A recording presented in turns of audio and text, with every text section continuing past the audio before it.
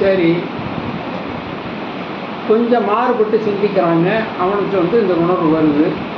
இல்லை இருக்கிற எல்லா உலகத்தில் இருக்கிற எனக்கு ஏற்படுற கஷ்டங்களுக்கெல்லாம் நான் தான் காரணம்.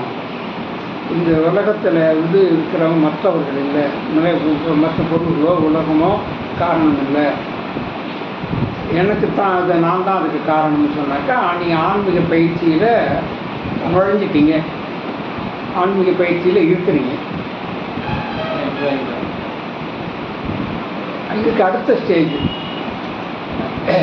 இந்த உலகத்தில் எனக்கு இருக்கிற கஷ்டங்களுக்கு நானும் காரணம் இல்லை, இந்த உலகமும் காரணம் இல்லை அப்படின்ட்டு நீங்கள் எப்போ நினைக்கிறீங்களோ அப்போ வந்து உங்களுக்கு ஆன்மீக பயிற்சி முடிஞ்சு போச்சு.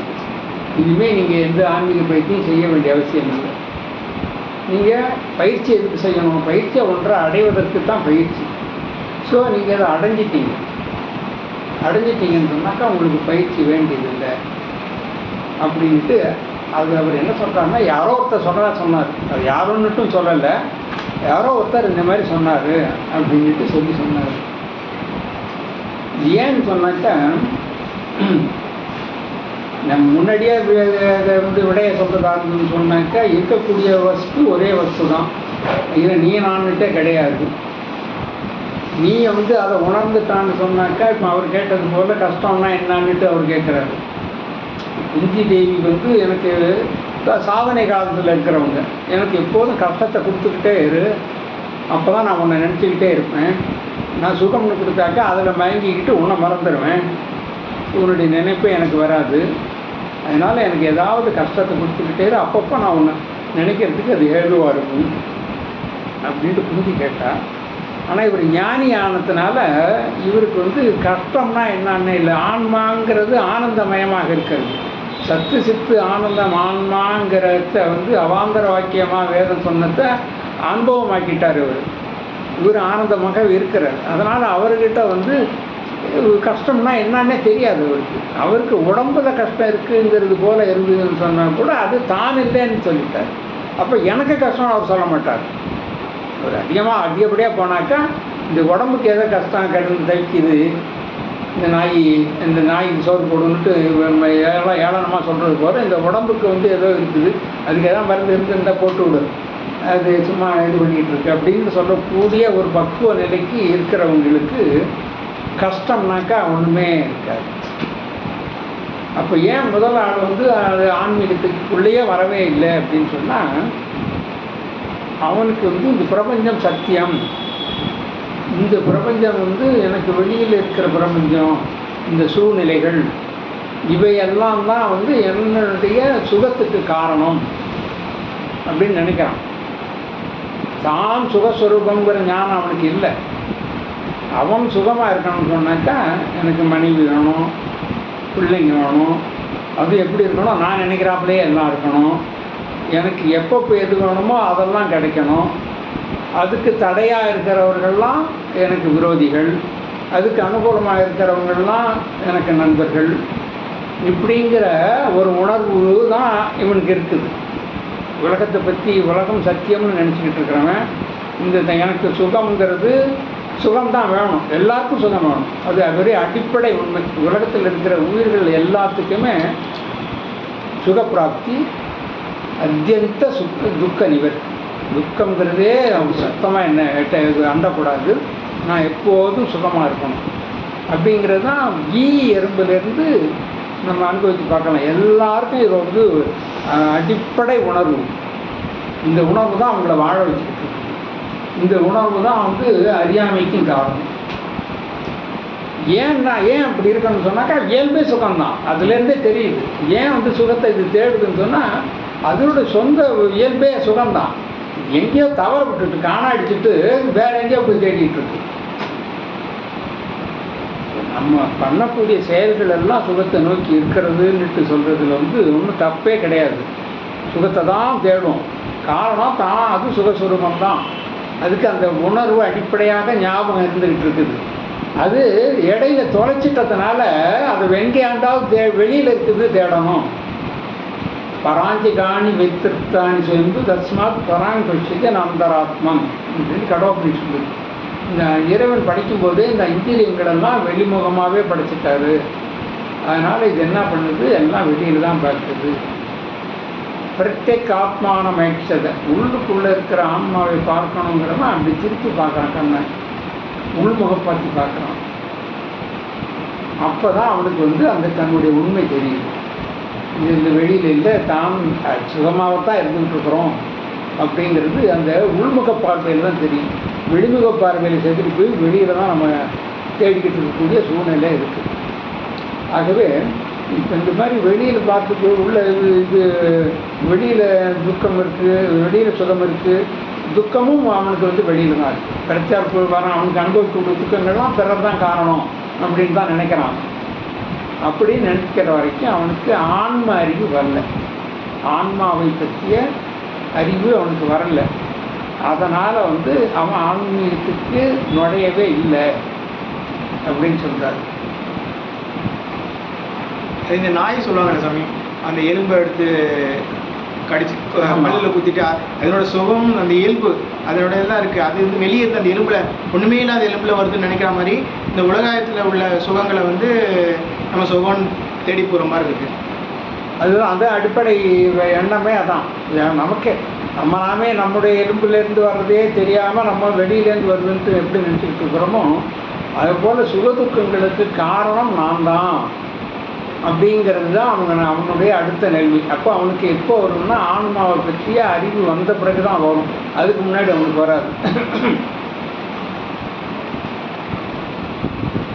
இந்த எடுக்க நமக்கு வந்து சொல்லும்போது துக்கம் வருது சுகம் வருதுன்னாக்கா அதுக்கு வந்து காரணம் என்னன்னு நம்ம கண்டுபிடிச்சோம். முதல்ல நமக்கு ஆராய்ச்சியில் வந்து இதுக்கு என்ன காரணம்னு பார்க்கும்போது இது வந்து வெளியில் இருக்கிறது தான். அதை நீக்கிறதுக்கு நம்ம என்ன பண்ணுறோம் அப்படின்னு சொன்னாக்கா ரெண்டு விதமான கர்மாக்களை செய்கிறோம். ஒன்று வந்து இதை நீக்கிறதுக்கு செய்ய வேண்டிய கர்மாக்கள் என்னன்னு இருக்கு. இன்னொன்று வந்து இதுக்கு தடையாக இருக்கிறத நீக்கணும். அது இது அனுபவத்தை சுகத்தை அனுபவிக்கிறதுக்கு தடை இருக்குதுன்னு சொன்னாக்கா அந்த தடையை நீக்கிறதுக்கு பிராயச்சித்த கர்மாக்கள் செய்யணும். இது செஞ்சு அதன் மூலமாக இதெல்லாம் நீங்கின பிறகு நம்ம வந்து சுகத்தை அனுபவிக்கலாம் அப்படிங்கிறதுக்காக தான் அவன் செயல்பட்டுக்கிட்டு இருக்கிறான். உண்மையிலேயே பார்க்க போன இப்போ சாதாரண ஒரு பல்வலி இதுக்கு வந்து விடிய கிடையாது. பல்வலி வந்துருக்குன்னு சொன்னாக்கா ஒரு டாக்டர்கிட்ட போகிறோம், ஒரு தடவை போகிறோம், 2 தடவை போகிறோம், 3 தடவை போகிறோம். 3 தடவை போன பிறகு கூட சரியாக இல்லைன்னாக்கா என்ன சொல்கிறான், இன்னொரு டாக்டர்கிட்ட போகணும்னு சொல்கிறான். இப்போ அவனுக்கு என்ன இதுனாக்கா பல்வலிக்கு காரணம் வந்து சரியாக செய்யாத டாக்டரு அப்படின்னு நினச்சிக்கிட்டு தான் அவன் போயிட்டே இருக்கான். மாறி மாறி மாறி மாறி வெளியில் போயிட்டே இருக்கான். உண்மையில் பார்க்க போனாக்கா இவனுக்கு பல்லில் ஏற்பட்ட குறைக்கு இவன் தான் காரணம். இவனுக்கு அந்த அந்த அந்த அறிவு வரல, தன்னை நோக்கி பார்க்குற அறிவு வரல. அவன் வெளியில் போயிட்டுருக்கான். இது வெளியில் போயிட்டுருக்கிற வரைக்கும் இதுக்கு எல்லையே இருக்காது. இது வந்து தீர்க்கவே முடியாது. ஏன்னா இந்த உலகம் வந்து உன்னுடைய விருப்பப்படி நடக்கிறதுக்காக இல்லை. நீ வந்து ஒரு அல்பம், நீன்னுட்டு சொல்கிறது இங்கே வந்து இந்த ஜீவனில் வந்து சைதன்யாம்சம் ஒரு புறம் இருக்க கண்டத்துவமான புத்தி ஒன்று இருக்குது. அந்த கரணத்தில் வந்து பிரதிபலிக்கிறதுனால ஒரு கண்டத்துவ புத்தி உனக்கு இருக்குது. இந்த நான் நம்ம நினைக்கிறதுல கண்டத்துவ புத்தி இருக்குது. இந்த கண்டங்கிறது ரொம்ப அல்பம். இந்த பிரபஞ்சங்கிறது இந்த அல்பத்தை விட 10,000 கோடி அதிகம் உள்ளது. அப்போ இந்த கண்டம் வந்து நினச்சபடிக்கு இந்த பிரபஞ்சத்தை ஆட்டி படைக்க முடியாது. என் இஷ்டத்துக்கு இந்த பிரபஞ்சம் இருக்கணும்னா எப்படி இருக்கும்? இருக்கிறதுக்கு வாய்ப்பே கிடையாது. நீ கண்டத்துவமாக இருக்கிற வரைக்கும், நான் ஜீவம்னு நினைக்கிற வரைக்கும், நான் இந்த தேகம்னு நினைக்கிற வரைக்கும் உனக்கு கஷ்டத்துலேருந்து விடுதலை கிடைக்கவே கிடைக்காது. ஏன்னு சொன்னாக்கா நீ அல்பம். நான் அல்பே சுகமஸ்தி. வேதாந்தம் என்ன சொல்லுது? நான் அல்பே சுகமஸ்தி பூமியில சுகம். பூமாங்கிறதுனா பெருசுக்கெல்லாம் பெருசு, அனைத்தையும் உள்ளடக்கியது, தனக்கு வேறு அல்லாதது, முழுமையானது, பூரணமானது. அதுதான் நம்ம பிரம்மம்னு சொல்கிறோம். அதுதான் உன்னுடைய ஆத்மான்னு நீ நினச்சிட்டு இருக்கிற அந்த ஆத்மாவும் அதுதான் அப்படிங்கிற ஞானம் வர்ற வரைக்கும் உனக்கு ஏதாவது வெளியில் ஒரு பொருள் இருக்குதுன்னு சொன்னாக்கா, இருக்கிறதாக தோன்றுனாக்கா, அந்த பூரணத்துவத்தை நீயாவே படைச்சிடுற. பூரணத்துவ உணர்வு நீயே படைச்சிடுற. அது வரைக்கும் எப்படி உனக்கு அது சுகம் வர முடியும்? அதனால் இந்த உலகத்துக்கு வெளியில் இருந்து உனக்கு சுகம் வரணும் அப்படின்ட்டு நீ நினைக்கிற வரைக்கும் உனக்கு சுகம் ஒரு காலம் வரவே வராது. ஏன்னா அது உன்னுடைய கண்ட்ரோல்லையே இல்லை. நீ என்ன கிடைக்குதோ இதை அனுபவிக்க வேண்டியது தான். உண்மையாக பார்த்தா இதெல்லாம் உண்மையே இல்லை, அது வேறு விஷயம். சம்சாரமே இல்லை, அது முடிந்த முடிவாக சொல்லக்கூடியது. இப்போ இது கைவேல் நவநீதத்தில் ஆரம்பத்திலேயே படிச்சுட்டோம். அத்தியாரோபம் என்றும் அபவாதம் என்றும்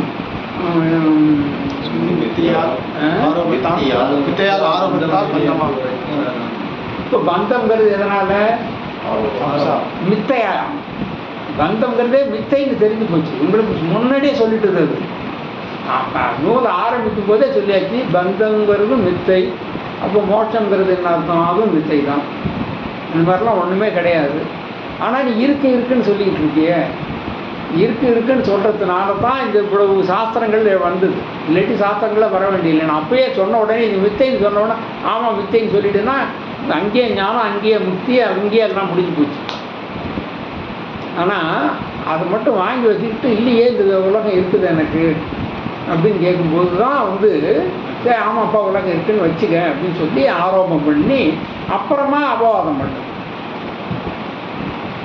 முதல்ல சொல்லியாச்சு, ரிசல்ட்டு முன்னாடியே போட்டாச்சு, ஆன்சர் போட்டு மேலே ஸ்டெப்ஸ் பார்க்கணும். நீ சந்தேகப்படுறியங்கிறதுனால சந்தேகப்படுறதுக்காக ஆமாப்பா வச்சுக்கப்பா அப்படின்னு சொல்லிட்டு சொல்லி கொஞ்சம் கொஞ்சமாக அப்படி அதை நீக்குது.